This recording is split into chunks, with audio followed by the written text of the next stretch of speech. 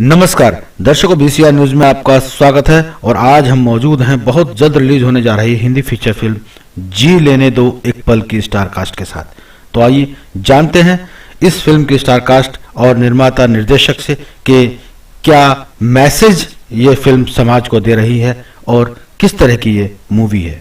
नमस्कार दोस्तों, BCR news में आपका स्वागत है। मैं हूं अजय शास्त्री और आज हम मौजूद हैं जी लेने दो एक पल की स्टार कास्ट के साथ। तो आइए बात करते हैं फिल्म के निर्माता श्री एस चंद्रा जी से।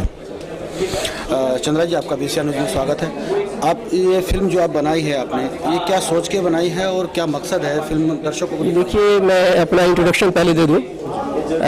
मैं chairman Sanjeev's group of schools and colleges का हूँ, 42 नंबर।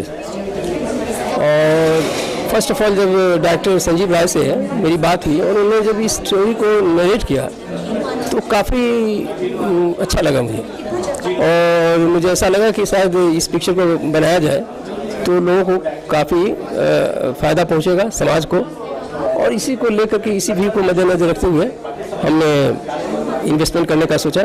और पिक्चर काफ़ी अच्छी बनी है, गाने भी काफ़ी अच्छे हैं और मुझे पूरा विश्वास है कि समाज को काफ़ी फ़ायदा मिलेगा। वो पति हो, पत्नी हो, बच्चे हो या और भी समाज के लोग हो। तो इसी विश्वास के साथ मैं इस पिक्चर को आगे बढ़ाने के लिए, कंप्लीट करने के लिए, और पिक्चर कंप्लीट हो गई है और बहुत शॉर्टली रिलीज होगी।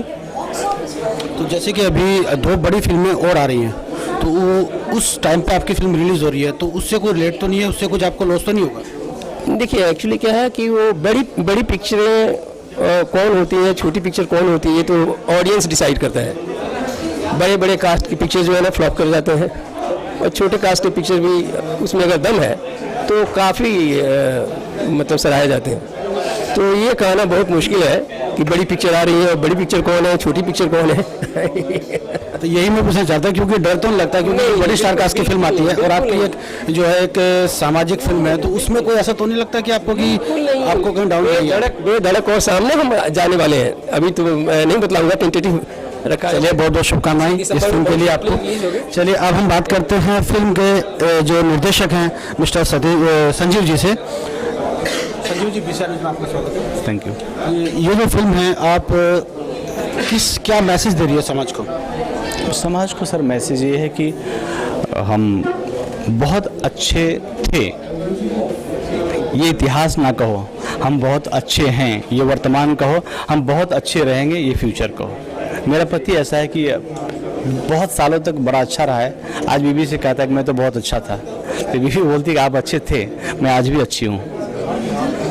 ऐसा नयापन क्या है फिल्म के अंदर? जैसे कि आपने प्रेस कॉन्फ्रेंस में बताया कि फिल्म बहुत हटके है। हटके है का जो वर्ड है वो क्या चीज़ है, क्या आप मैसेज देना चाहते हैं? हटके में मुझे याद है मैंने हटके नहीं बोला, क्योंकि हटके हर फिल्म वाले बोलते हैं। मेरी फिल्म बड़ी हटके है। ये बात जो है ना, जो टेक्नोलॉजी बोलती है कि ये फिल्म हटके है, हटके वो मैं पूछना चाहता हूँ। हटके एक कॉमन, बॉलीवुड का एक कॉमन शब्द है। मेरी फिल्म कोई भी कहानी हटके नहीं हो सकती। सारी कहानियाँ रामायण और महाभारत में सारे रस रंग रूप लिखे जा चुके हैं। कहने का तरीका बार बार लोगों का बदलता है। हमने पति पत्नी के जो रिश्ते बनते हैं, रिश्ते बनने के दौरान जो कमिटमेंट होती है, वो कमिटमेंट जो फेल होती है, रोज़ फेल होती है, रोज़ फेल होती है। तो रोज़ सबसे कमज़ोर कौन होता है? जो बाहर से आपके घर में आकर आपके घर का मेंबर बना हुआ आपके सहारे रहता है। कहीं ना कहीं रोज़ टूटता है, थोड़ा थोड़ा टूटता है। वो थोड़ा सा टूटना चलो ठीक है, बर्दाश्त कर लेती है, क्योंकि बर्दाश्त करने की क्षमता पुरुषों से ज़्यादा औरतों में है।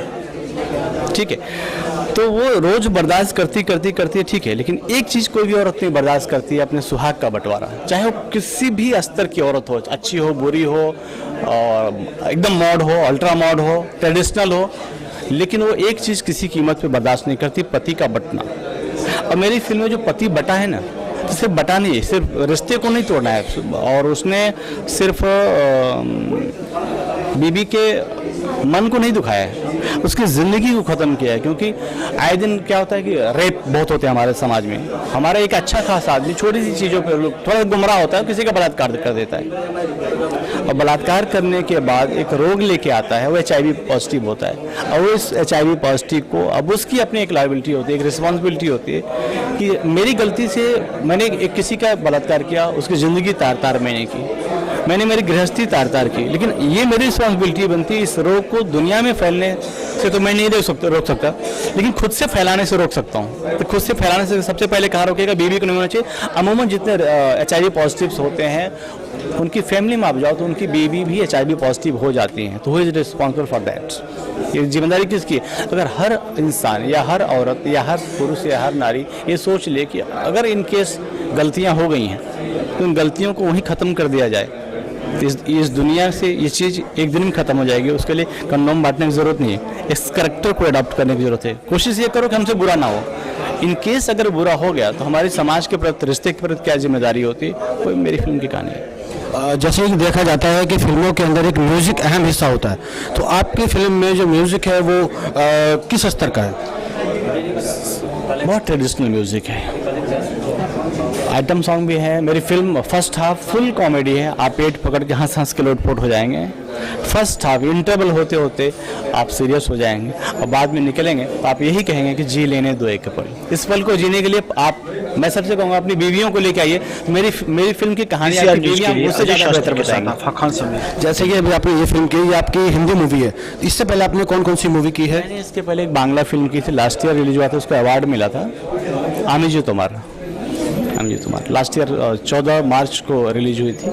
तो अभी आपके आने वाले कौन कौन सी मूवी? अभी ये जी लेने दो एक पल, इसके बाद ये जनवरी एंड या फरवरी फर्स्ट वीक में मेरी एक फिल्म आएगी, मुझे मत रोको। मुझे मत रोको, ये भी जनवरी फर्स्ट वीक में आने वाली है, जनवरी एंड तक आने वाली है। तो अभी इस फिल्म को दर्शकों को दिखाने के लिए, दर्शकों को बताने के लिए आप क्या कहना चाहेंगे दर्शकों?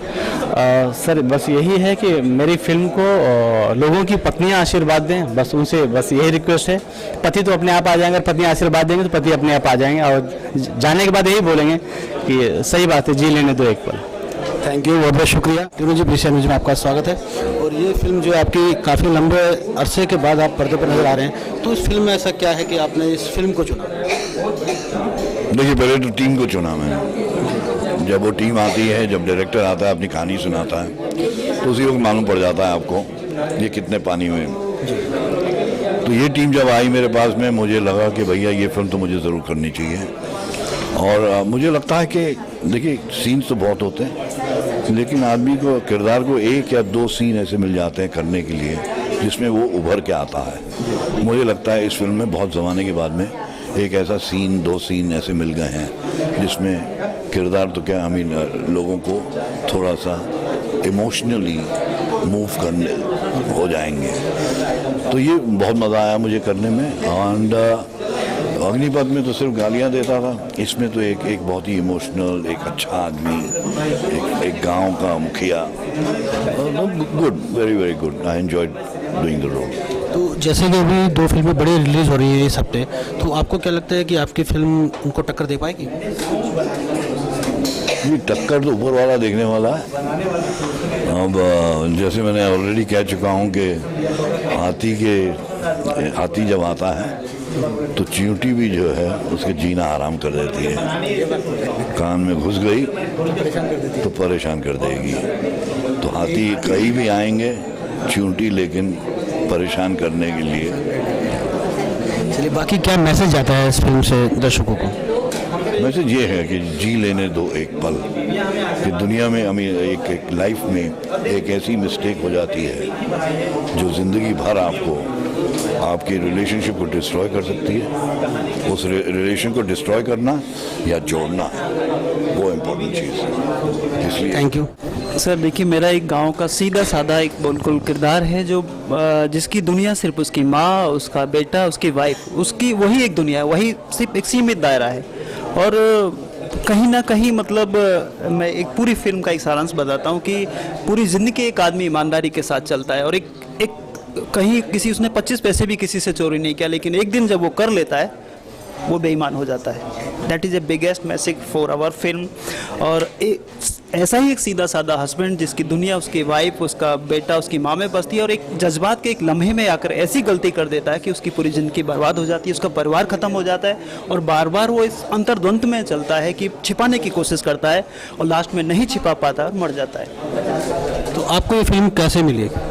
Sir, I am so grateful my producer presenter Mr. शरद चंद्र जायसवाल जी और उनके यूपी बिहार में 75 सेंट जेवियर स्कूल हैं और उन्होंने मुझे इस फिल्म के लिए अनुबंधित किया। My director Sanjeev Rai, I am so grateful, उन्होंने मुझसे काम कराया और I am so grateful Tinu Dada जिनकी वजह से मैं ये काम कर पाया। बहुत सारे ऐसे सेगमेंटेड रोल थे, एक मंदिर का सीन था और मैं बहुत ही इमोशनल सीन था और दादा मेरे कंधे पे हाथ रखते आके सेकंड टाइम, फर्स्ट टाइम तो जब फिल्म स्टार्ट एक डायलॉग था वहाँ पे सीन था वो था, और मंदिर के किनारे एक सीन होता है जब टूट गया होता है लड़का, सब कुछ खत्म हो गया होता है, किसी से बताने की मतलब इच्छा ही नहीं है, अंदर एक बीमारी कम, also he just suffering from AIDS but he can't, किसी को भी कहना नहीं चाहता है, एक अंतर्द्वंद है, नहीं बताना चाहता। और दादा एक हाथ रखते हैं कंधे पर आकर के बेटा क्या हुआ, और वहाँ पे बहुत ही एक हार्ट रेंचिंग डायलॉग है और ये बेटा तुम्हारी आंखों में आंसू, तो मुझे लग रहा था कि मेरे फादर ने मेरे कंधे पे हाथ रखा हुआ है, मैं खुद ही इतना इमोशनल हो गया और कुछ भी नहीं यूज़ किया, ऑटोमेटिकली मेरा टीयर्स गिरने लगा। ये था,